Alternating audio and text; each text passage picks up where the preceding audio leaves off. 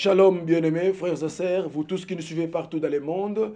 Et nous bénissons le Seigneur pour ces rendez-vous, pour ce temps qu'il nous accorde encore d'entrer dans vos maisons par la voie des médias pour que nous puissions partager ces enseignements.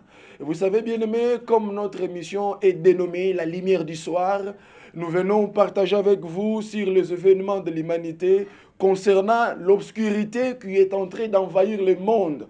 C'est ainsi le Dieu de la prophétie, le Dieu qui connaît tout ce qui se fait dans le monde, a mis dans nos cœurs cette pensée de venir partager avec vous sur la parole de Dieu, la parole prophétique. C'est ainsi cette émission a été dénommée la lumière du soir, afin d'apporter la lumière, parce que la Bible dit, vers les soirs, la lumière apparaîtra, parce que les soirs, ou bien la soirée, est caractérisée par l'obscurité, par les ténèbres, par la confusion. C'est ainsi Dieu a dit dans Zacharie que vers le soir, la lumière apparaîtra. Et nous aussi, étant serviteurs de Dieu, appelés par Dieu par apparition, Dieu a mis dans nos cœurs, il nous a donné les noms, ou bien la dénomination de notre émission, la lumière du soir.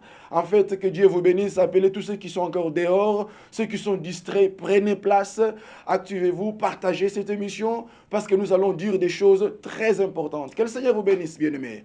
Frères et sœurs, vous savez, nous sommes au temps de la fin. Là, il ne faut pas l'oublier. Nous sommes au temps de la fin, un temps qui est caractérisé par beaucoup d'événements. Un temps qui est caractérisé par l'obscurité, caractérisé par la confusion. Et nous sommes en train de voir des choses qui marchent sans dessus-dessous. C'est comme si on a renversé l'ordre moral. Alors, par rapport aux événements que nous sommes en train de voir à ce temps-ci, nous sommes appelés à apporter la parole de Dieu pour réveiller le peuple de Dieu qui est encore dans le sommeil. Selon qu'il est écrit, réveille-toi, toi qui dors, relève-toi d'entre les morts et Christ t'éclairera. Bien-aimés frères et sœurs, aujourd'hui, pour notre mission d'aujourd'hui, ou bien pour le programme des prières d'aujourd'hui, nous parlons sur Seigneur, apprends-nous à t'aimer. C'est un programme que nous avons commencé depuis très longtemps. Pourquoi nous devons comprendre ces choses? Et pourquoi nous devons comprendre que l'amour de Dieu doit occuper une place prépondérante ou bien une place centrale dans nos vies? Parce que Dieu est le maître de toutes choses. Dieu est le maître du ciel et de la terre. C'est lui notre géniteur. D'abord, numéro un, tu dois d'abord comprendre que avant que tu ne sois ce que tu es là, tu étais d'abord un esprit auprès de l'Éternel. Tu es venu sur terre comme un esprit est venu en mission. Alors, comme toute personne, avant de faire une mission, d'effectuer des déplacements, nous avons besoin d'emprunter, ou bien soit de prendre une voiture ou bien un véhicule. Les véhicules que tu as pris pour accomplir ta mission sur terre, c'est ton corps. La Bible déclare dans Job chapitre 32, verset 8, en réalité, dans l'homme, c'est l'esprit. Dans l'homme, c'est l'esprit. Donc, ce que tu es d'abord, tu es un esprit. Alors, comme tu es un esprit, tu es sorti de quelque part. Tu es sorti de l'éternité. Et tu es venu sur terre. Alors, arrivant sur terre, tu as pris le corps. Tu as commencé à grandir. Et nous devons te rappeler que s'il y a quelqu'un que tu dois aimer, c'est d'abord l'Éternel Dieu lui-même. Et c'est ainsi aussi, vous allez le remarquer, quand Dieu a donné la loi à Moïse, je suis dans Deutéronome chapitre 6, verset 5. Dieu a donné la loi à Moïse. Qu'est-ce qui est dit dans la loi? Il dit, tu aimeras l'Éternel ton Dieu de tout ton cœur. J'aimerais qu'on puisse lire pour la meilleure compréhension. Tu peux prendre ta Bible. Moi, j'ai mon téléphone smart. Je vais lire afin que le peuple de Dieu soit éclairé. Nous sommes dans Deutéronome, chapitre 6, verset 5. Que disent les saintes écritures? Tu aimeras l'Éternel ton Dieu de tout ton cœur, de toute ton âme et de toute ta force. Oh frères et sœurs, là c'est l'Éternel qui a donné la loi à Moïse. Alors il dit, tu aimeras d'abord l'Éternel ton Dieu. Alléluia. Numéro 1. De tout ton cœur. Pourquoi il commence avec le cœur? Oh, mon Dieu. Pourquoi il n'a pas dit de toute ta pensée? Il commence avec le cœur parce que dans Matthieu chapitre 6, verset 21, la Bible nous dit, là où il y a le cœur de l'homme, ou bien là où il y a le trésor de l'homme, c'est là où il y a son cœur. Alléluia. Donc, là où il y a le trésor de l'homme, c'est là où il y a son cœur. Donc, il faudra que dans ton cœur, que tu aies un trésor. Et le trésor dont nous parlons ce soir, c'est le trésor par excellence, qui est dit dans les évangiles, que cet homme a vu dans la brousse, il est allé vendre tout ce qu'il avait pour venir prendre ce trésor. Et ce trésor, c'est Dieu. Oh, alléluia. Dieu étant un trésor, il doit être dans ton cœur. Afin que ton cœur soit là où il y a ce trésor. Bien-aimé, qu'est-ce que tu as mis dans le cœur? Le cœur que tu as d'abord, il appartient à l'Éternel des armées. Qu'est-ce que toi tu as dans le cœur? C'est aussi, il a dit que tu aimeras l'Éternel ton Dieu d'abord de tout ton cœur. Nous sommes bités aux événements bizarres du temps de la fin, où vous voyez les chrétiens, il a le monde qui pleut le cœur. Donc, son cœur est rempli du monde. Il n'aime pas Dieu. Il prie parce qu'il a besoin d'un enfant, parce qu'il a besoin de l'argent, parce qu'il veut voyager, parce qu'il veut rouler des gros cylindrés. Non, bien-aimés frères et sœurs. Là, tu te sers de Dieu, tu ne sers pas Dieu. Tu dois d'abord aimer Dieu. La plupart des gens prient parce qu'ils ont des problèmes. Et voyons les résultats. Il est venu à l'église, il était pauvre, il a de l'argent, il n'a pas même de l'argent. Il a un petit rien. Alors il commence à dire, je n'ai plus le temps, je suis occupé. C'est ainsi Dieu regarde certaines personnes, quoi qu'il pleure, en versant beaucoup de larmes. Il le regarde parce qu'il sait que dans leur cœur, il n'y a pas le trésor par excellence qui est Dieu lui-même. Tu l'aimeras de tout ton cœur, de toute ta force, de toute ta pensée. Donc, dans tes pensées, que tu n'aies pas autre chose, mais que tu aies l'Éternel.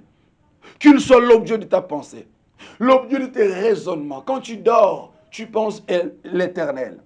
Quand tu marches dans ta pensée, l'Éternel. Bien-aimé, si tu as cette vie, ça sera difficile pour que tu pêches. D'ailleurs, ceux qui sont nés de Dieu ne pêchent point. Frères et sœurs, de tout ton cœur. Pourquoi toujours le cœur? Proverbe chapitre 4, verset 24. Le sage Salomon dit à son fils, mon fils, garde ton cœur plus que toute autre chose. Garde ton cœur. Et dans les évangiles, il est dit, l'homme bon tire de son cœur, qui est le trésor, les bonnes choses. Et l'homme mauvais tire de son cœur méchant, mauvais, des mauvaises choses. C'est ainsi que nous devons garder nos cœurs. Garde ton cœur pur.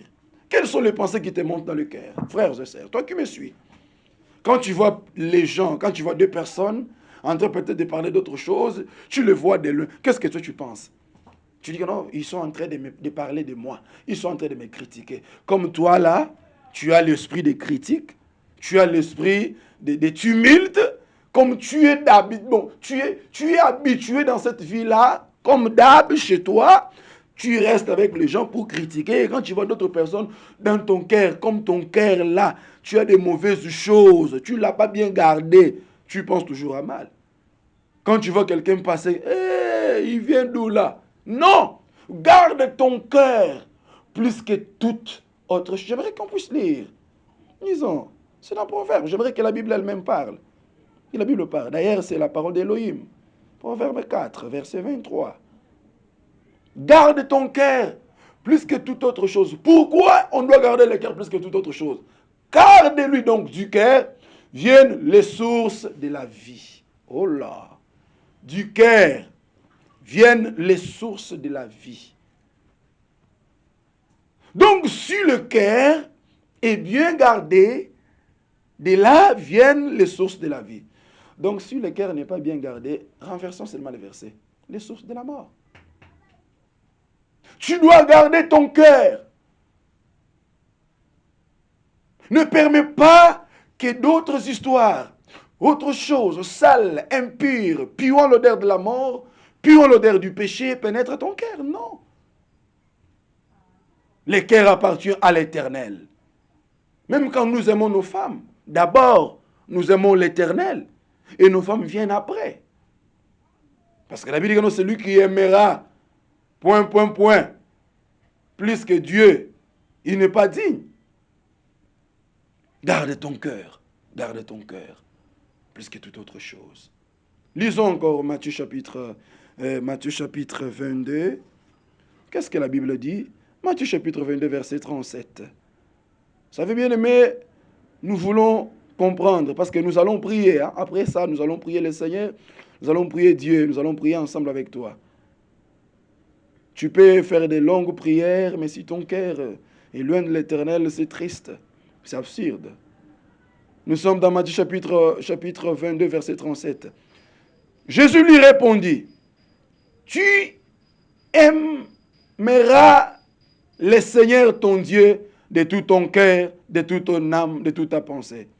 Le Seigneur Jésus lui répondit, tu aimeras le Seigneur ton Dieu de tout ton cœur, de toute ton âme, de toute ta pensée. C'est le premier et le plus grand commandement. Ah! Donc, comme je l'avais dit au début, à la genèse de la prédication, j'avais dit que j'étais dans Deutéronome chapitre 6, verset 5. Quand Dieu a donné les 10 commandements à Moïse, le tout premier et le plus grand, c'est l'amour. Oh là là, oh là là, oh là là. Tu dois aimer Dieu. Mais attention, tu ne peux pas prétendre aimer Dieu si ton prochain, donc les semblables créés à l'image et à la ressemblance de Dieu, tu ne l'aimes pas. C'est absurde. Tu ne peux pas prétendre aimer Dieu invisible mais réel, qui est dans l'éternité, aussi longtemps que ton semblable tu le hais. Frères et sœurs, soyons sérieux. Il y a des gens qui prient dans une même église, qui ont un même dad et un même pasteur. Et d'ailleurs, leur pasteur, il leur bourre de révélations inouïes. Mais ils ne se parlent pas. Non, c'est absurde. Vous ne vous parlez pas. Vous ne vous saluez pas. Et tu dis que tu aimes Dieu. Maman, tu te trompes. Permets de te dire, tu te trompes. Tu dois d'abord aimer ton prochain comme toi-même. C'est d'ailleurs le mystère de la croix. Je te révèle un peu un mystère. Quand bien même que je ne voulais pas révéler le mystère, mais comme je vais te dire quelque chose. La croix, c'est l'assemblage des deux bois. Alléluia. Le bois horizontal et le bois vertical. Donc le bois vertical qui quitte de la terre vers le ciel. Le bois horizontal qui quitte de l'Orient vers l'Occident. Le mystère de la croix est sur cette croix qui est l'image de l'autel des holocaustes. Il y a eu un homme, lui qui était Dieu. Il a accepté de porter tes péchés et mes péchés. Il est devenu sujet de malédiction, crucifié nu à la croix, portant la malédiction des épines et des ronces. Souvenez-vous, Genèse chapitre 3, il a dit, la terre te produira les ronces et les épines à cause du péché d'Adam. La terre fut frappée. La terre a été maudite. Il a été dit qu'elle portera des ronces et des épines. Mais quand Christ est venu, se faisant lui-même la malédiction, il a pris même la malédiction qui était sur la terre. Il l'a portée sur lui. Frères et sœurs. Parce que les ronces et les épines, c'était la malédiction. La Bible dit qu'on l'a donné, on l'a tué une couronne d'épines et de ronces, on a mis sur sa tête. Afin que cette malédiction qui était sur la terre remonte sur lui. Et là, sur la croix, qu'est-ce qu'il fait? Ses bras, il a fait ce qu'on appelait l'école du sens latéral. Il a fait ça. Et ses bras, l'un de ses bras quittait l'Orient et l'autre allait toucher le bout de l'Occident. Ses pieds avaient la direction de la terre. Et sa tête et ses yeux regardaient le ciel. Donc je vais révéler ce mystère en disant que le bois vertical, c'était l'unité. Ou encore, c'était la communion que Christ a amenée, la réconciliation de Dieu et de l'homme qui est l'image de la terre. C'est ainsi, il y a une partie de la croix qui entre dans la terre et l'autre qui part dans les airs. C'était pour la réconciliation. Réconcilier l'homme qui avait été chassé de l'Éden avec son Dieu par la croix de Christ. N'oubliez pas que le premier Adam cachait le mystère du deuxième Adam. C'est ainsi, il est dit dans Ecclésiaste 4, 9 à 10, 2 valent mieux que 1, car ils retirent un bon salaire. S'ils tombent, l'un relève l'autre. C'est le pluriel, s'ils tombent. Donc sur le deux Adam tombe, l'un relève l'autre. Quand le premier Adam tombait, il ne tombait pas seul, il tombait avec le Christ qui était en lui. Parce qu'il était à l'image et à la ressemblance de Dieu. Parce que l'image, c'est la copie exacte d'un objet. Et la ressemblance, c'est la conformité entre l'imitation de l'objet et l'objet imité. Oh là! Quand on regardait Adam, on voyait Dieu. Ouh! Alléluia! Donc quand il tombait aussi avec le Christ. Alors maintenant, le Christ, le deuxième qui était caché dans le premier, il doit aller chercher un corps. Hébreux chapitre 2, 14. Comme les enfants participent au sang et à la chair, lui-même a participé. Alors, il se fait aussi enfant. Avec l'objectif de venir mourir à la croix. Pour ramener l'homme qui était loin de Dieu, l'homme qui était condamné de Dieu, afin de ramener Adam qui était chassé loin du jardin, Adam qui était privé de la gloire. Oh là, et sopa. La Bible dit, tous qui ont péché sont privés de la gloire de Dieu. Quand il a péché, il était privé de cette gloire. Oh! Lui, il avait le pouvoir de la nomenclature. Il a nommé les animaux du jardin. Et Dieu disait Amen. Et quand il tombe, maintenant son jumeau doit aller chercher le corps. Il est né. Alléluia. Selon Ésaïe chapitre 9, la Bible déclare un enfant nous est né. Il est né comme Moïse. Il est né comme Élisée. Il est né comme Ésaïe. Il est né comme Ézéchiel. Oh, alléluia. Il est né pour accomplir Hébreux chapitre 2, 14. Afin qu'il meure, parce que par sa mort, il doit payer le prix. Alors, en montant à la croix, Christ était en train de réunifier Dieu et les hommes. Et il mettait ensemble les deux troupeaux. Les troupeaux de l'Orient, c'est Israël. Et les troupeaux de l'Occident, c'est nous les nations. Parce que l'éclair quitte l'Orient. Il quitte Israël. Il va achever sa course vers l'Occident. Le soleil se lève à l'est de l'Orient. Il se couche à l'ouest chez les nations.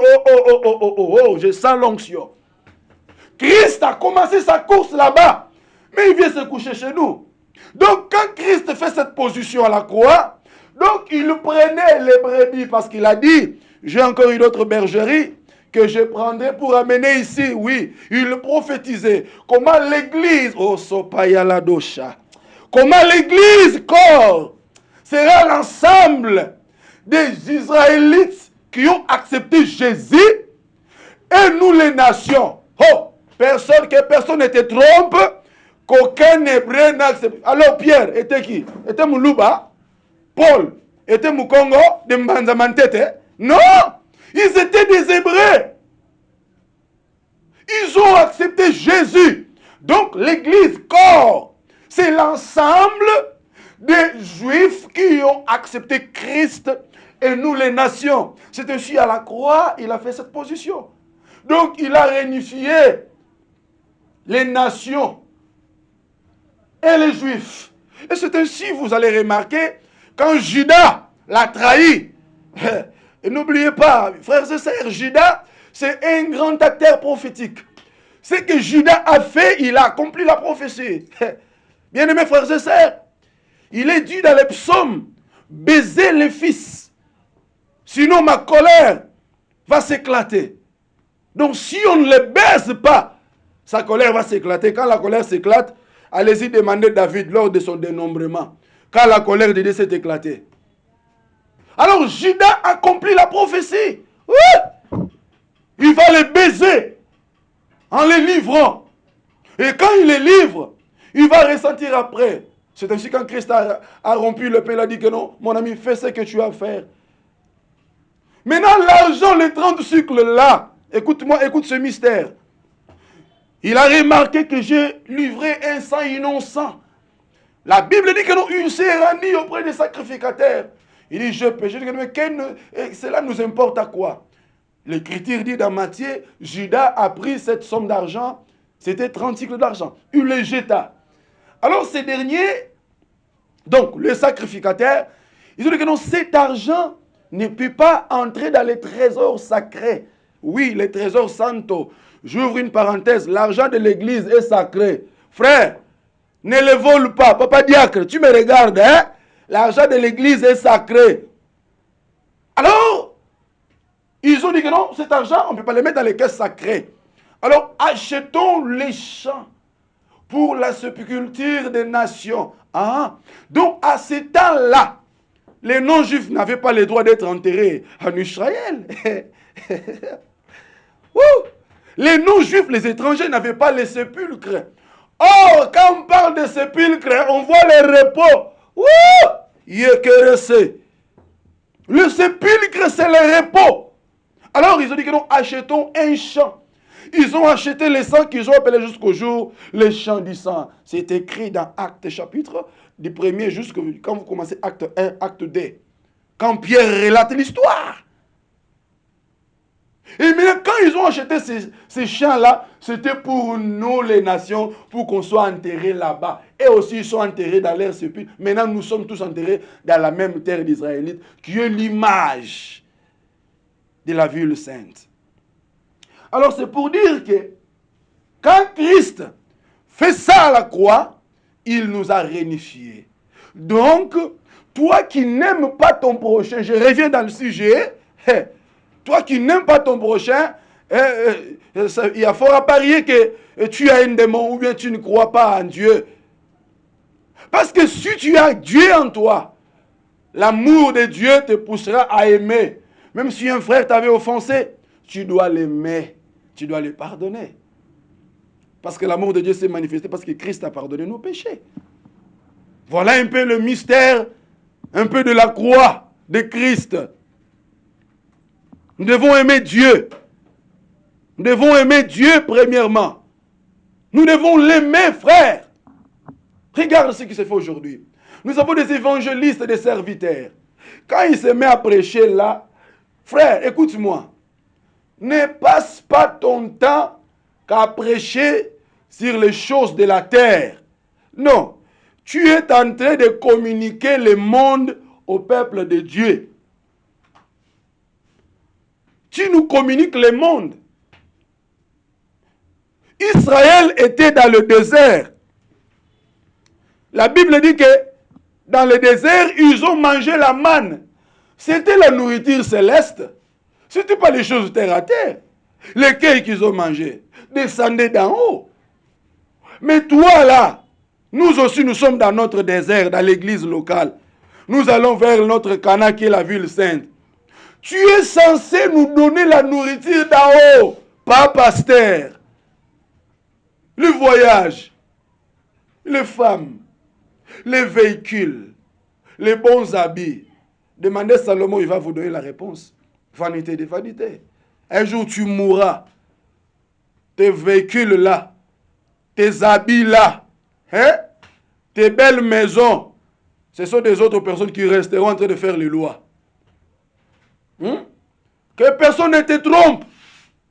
Qu'on ne t'amène pas des prédications qui te donnent l'envie du monde. Tu vois un prédicateur qui prêche, il ne sème pas la crainte de Dieu dans le cœur des gens, mais il est en train de s'aimer l'amour du monde, aimer le monde, avoir de bonnes histoires. Ce n'est pas mauvais, nous en avons besoin, même moi aussi j'ai besoin de l'argent. J'ai besoin d'avoir de bonnes choses. Nous devons quand même aussi, nous avons aussi besoin de mener une vie aisée, une vie modeste. Mais je pense que ce qui doit être primo. D'abord, primo, c'est l'amour de Dieu. Prêche-nous l'amour de Dieu. Prêche-moi l'amour du ciel. Prêche-moi l'amour de l'éternité. Dis-moi que l'éternité existe. Dis-moi qu'après cette vie, il y a une autre vie. Dis-moi qu'après la mort, les choses ne vont pas s'arrêter. Dis-moi, dis-moi, dis-moi. Dis-moi. Ne m'enseigne pas l'Europe. Il y a Corona qui a fait les ravages. Ne m'enseigne pas les États-Unis. Tu connais toutes les villes. Tu connais les avenirs des États-Unis. Est-ce que tu as été déjà aux États-Unis? Tu connais ces choses, tu enseignes. Et tu donnes l'envie du monde. Parle-moi des ciels. Explique-moi tes expériences. Parle-moi de tes apparitions. Dis-moi comment tu as été ravi en esprit. Dis-moi comment le Christ s'est révélé à toi. Et sopa. Et yakarando zobrataya. Hey! Nous avons les chrétiens. Donc, quand tu viens dans une église, tu parles de l'enlèvement, il a peur. Il a peur. Non, non, non, non. Un véritable chrétien, quand on lui parle de l'enlèvement, il va aimer, selon qu'il est écrit dans l'Apocalypse, l'esprit et l'épouse disent viennent. Mais toi, tu ne dis pas, tu as peur. Tu vois? La vie du péché, ton pasteur t'a rempli le monde dans le cœur. Et quand on prêche, Jésus revient, tu as peur, tu trembles. Oh, bien-aimés frères et sœurs, cher homme de Dieu, je m'incline devant ton onction. Prépare le peuple de Dieu. Nous sommes au temps de la fin. Que ce peuple de Dieu connaisse qu'il y a un Dieu dans le ciel. Un Dieu qu'ils doivent aimer. Ils doivent s'attacher à ce Dieu. Ils doivent l'aimer de toute leur cœur, de toute leur pensée. Mais regarde ce que tu fais. L'amour du monde. Tu viens de quelque part, la prédication commence. Vous savez bien aimé, j'étais aux États-Unis, au Madison Square Garden de New York. Je suis allé dans l'État de Floride. Je suis allé à Miami Beach. Je suis allé à West Newbury, dans les Boston. Je suis allé dans Indiana. On n'en a pas besoin que ce soit Indiana, que ce soit West Newbury, que ce soit Amarillo, Dallas, Houston. Parle-nous des choses d'en haut. Enseigne-moi enseigne-moi comment aimer Dieu. Comment aimer le Seigneur. Oh, sopaya la dosho. Comprenez mon émotion. Je sens l'onction de Dieu m'ajouter. Nous devons aimer le Seigneur. L'amour du monde. L'amour du monde. L'amour du monde. L'amour du monde. Nous allons lire la parole de Dieu dans 1 Jean chapitre 2 verset 15. Que disent les Saintes Écritures? 1 Jean chapitre 2 verset 15. 1 Jean chapitre 2 verset 15. Ce sont des versets que nous mémorisons, mais j'aimerais qu'on puisse lire, parce que nous sommes en train de parler au peuple de Dieu. Il faut que la Bible elle-même parle. 1 Jean chapitre 2, verset 15. N'aimez point le monde, ni les choses qui sont dans le monde. Oh là! Pourquoi nous ne pouvons pas aimer le monde et ceux qui sont dans le monde, et les choses qui sont dans le monde? Parce que, la réponse, si quelqu'un aime le monde, l'amour du Père n'est point en lui. J'aimerais mettre les points sur les i. Quand on nous dit de ne pas aimer le monde, ce n'est pas que nous ne pouvons pas aimer ce que Dieu a créé, nous ne pouvons pas manger, nous ne pouvons pas nous habiller bien, qu'on ne brosse pas nos dents parce que nous gênons, qu'on ne se lave pas. Non, c'est pas ça, frère. Quel est le monde que Dieu veut parler? Le monde, selon la pensée de la Bible, c'est tout ce que l'ennemi, le diable, ajoute à la création. C'est ce qu'on appelle le monde. Exemple, les mauvaises choses qui se font actuellement, c'est dans la faim, les transsexuels, les modes, les histoires bizarres, les réseaux. Ce sont les mondes, ce sont les choses que le diable est venu ajouter à la création. Mais ce que Dieu a créé est bon. L'humanité, les cosmos, les soleils, les étoiles, la constellation, ce sont des bonnes choses que notre Dieu a créées. Mais le monde que nous ne voulons pas, c'est ce que le diable vient ajouter à la création. Et puis, j'aimerais un peu réveiller votre conscience, frères et sœurs. Tout ce que le monde donne l'approbation, tout ce que le monde appuie. Oh, faites attention, frères et sœurs, vous qui me suivez. Ne courez pas les risques. La Bible dit, n'appelle pas conjuration. C'est que ce peuple appelle conjuration. Le peuple, ou le monde, l'humanité, vous a donné une journée internationale de la femme. Que les mamans me pardonnent, je ne suis pas contre vous, mais je suis dans la parole. On vous a donné le 8 mars. Qui vous a dit que Dieu est derrière cette histoire? Qui vous a dit que Dieu est derrière ça? Et tu vois des pasteurs, journée. Où est maintenant la journée de l'homme? Parce que l'ennemi a voulu renverser les choses sans dessus-dessous. Que l'homme soit piétiné, que l'homme soit bafoué, que son autorité lui soit retirée, qu'on colle cette autorité à la femme. À chaque fois que la femme prend le dessus dans l'humanité, il y a toujours un chaos. Quand une femme appelée Ève a parlé avec les serpents, au lieu de laisser Adam parler, quand elle a parlé, regarde aujourd'hui ce que le monde est. Aujourd'hui, on parle de guerre israélo-arabe parce que maman Sarah avait donné les ordres à Abraham d'aller avec Agar. Voilà, aujourd'hui, nous avons les guerres israélo-arabes. Aujourd'hui, il y a des choses terribles qui se font. Je ne suis pas contre les mamans.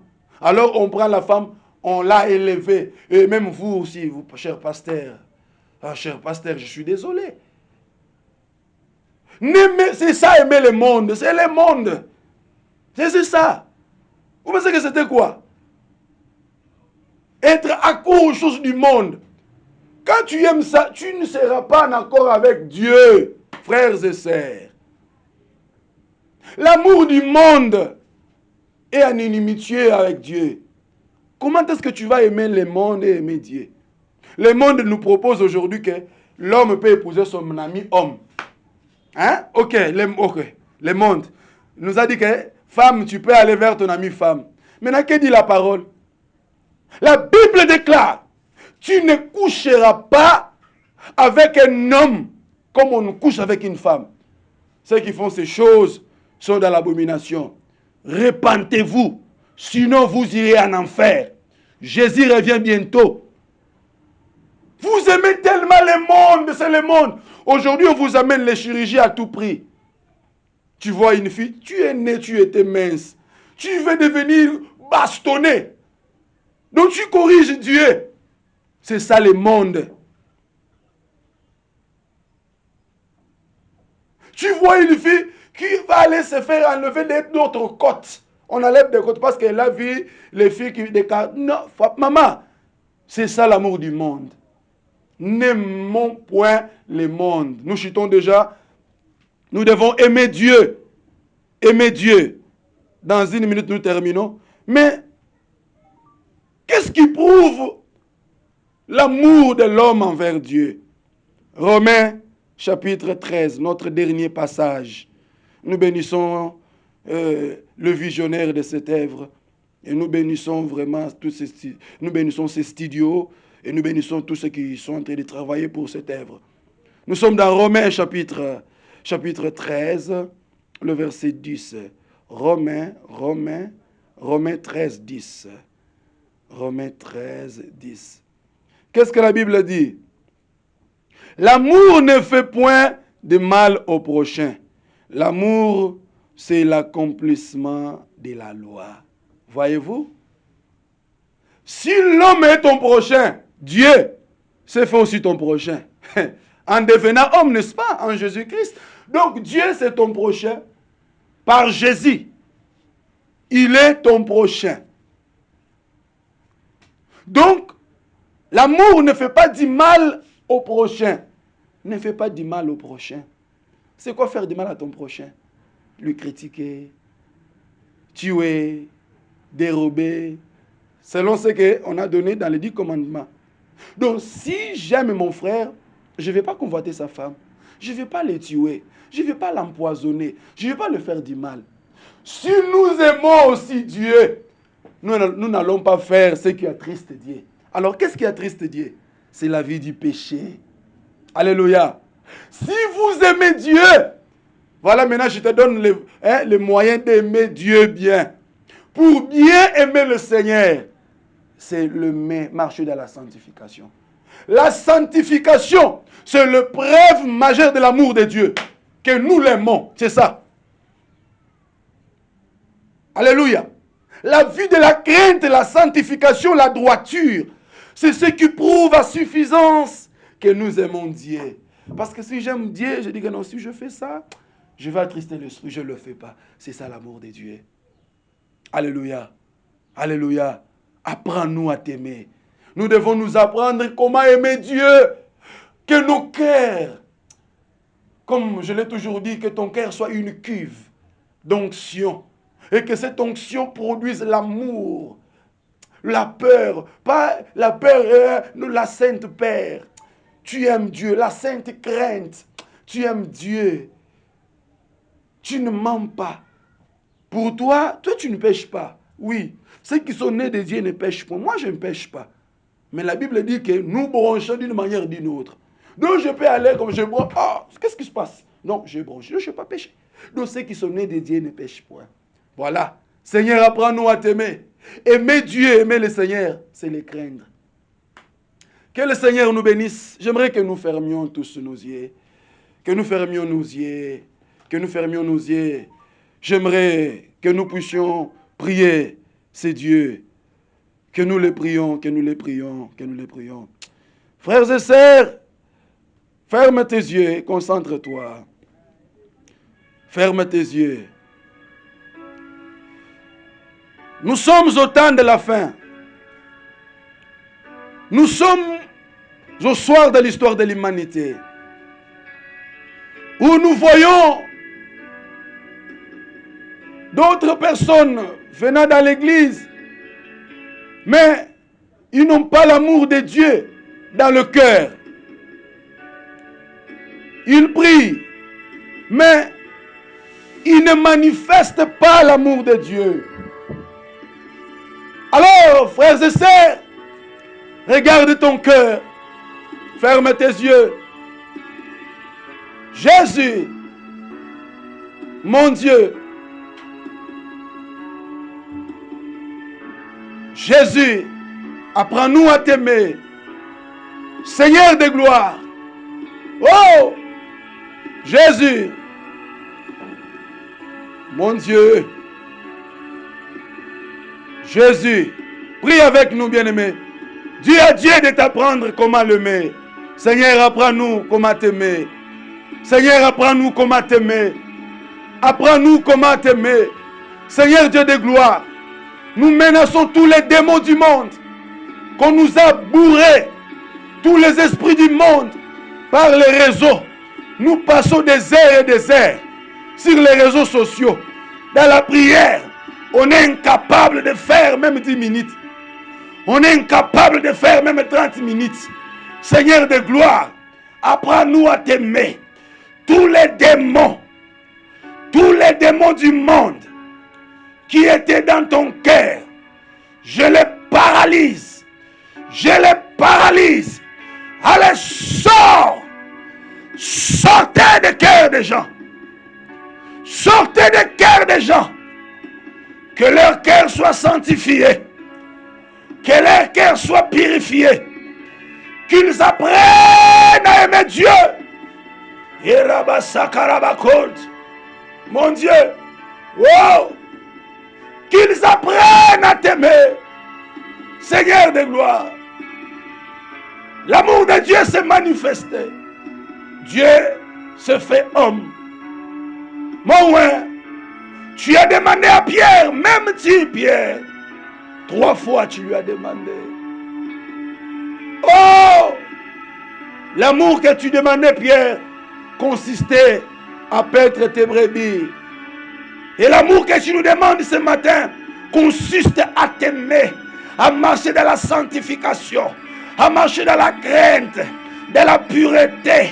Oh! Ubabara sanda badiko. Yekeresen, yara sanda badiko. Yereseke badiko. Ukarasan, ukeresen. Mon Dieu, apprends-nous à t'aimer. Oh Seigneur. Oh Seigneur. Bien-aimé, tu vas encore prier.